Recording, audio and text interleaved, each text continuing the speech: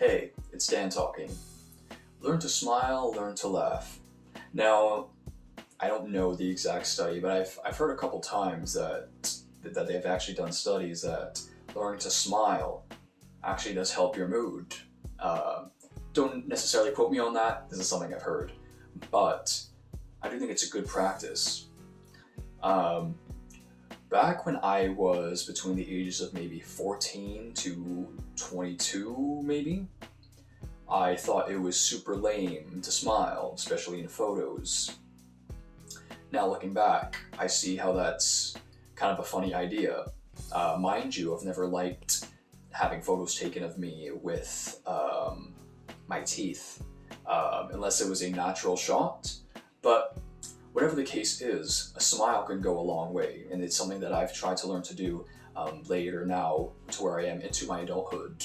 And I do think that even if it's a small, that you see the benefits of doing so.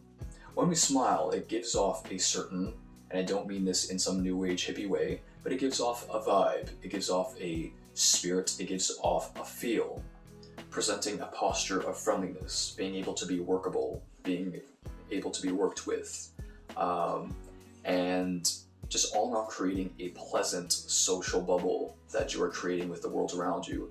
And in return, people would be more inclined to do the same with you.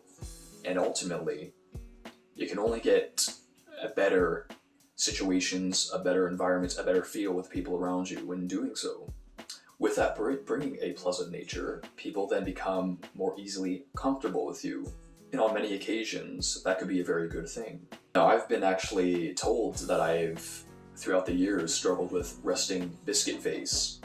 And I know sometimes it is what it is, but it's something that I kind of want to tend to, because when we try to analyze and try to decide on what character we are looking to have for ourselves and how that is received out in the world, having that pleasant nature makes you more approachable. And in whatever environment you're at, that might be the better option. People are more inclined to work with you. People are more inclined to open up with you.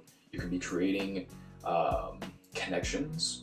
You can be creating deep friendships, all while enjoying the success of taking the steps into just oozing out that pleasantness of giving off a smile, and see how much that can really take you places.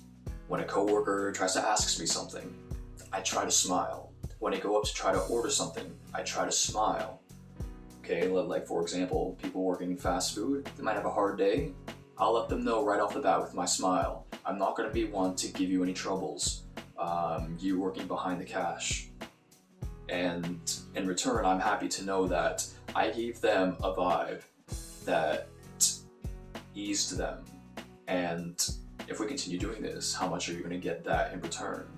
It's like, well, this is the guy who likes to have people eased with the way he presents himself, and naturally people might be more inclined to do that with you.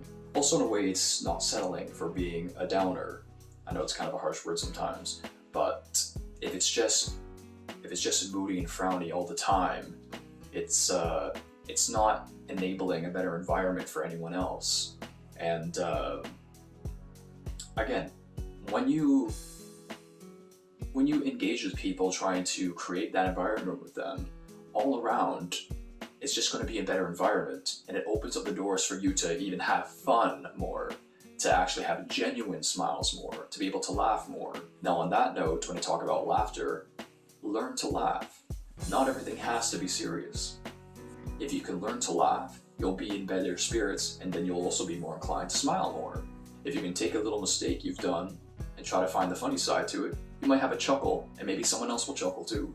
I'm just trying to throw it out there. Making this a little bit flipped might create some positive change, and that's not a bad thing.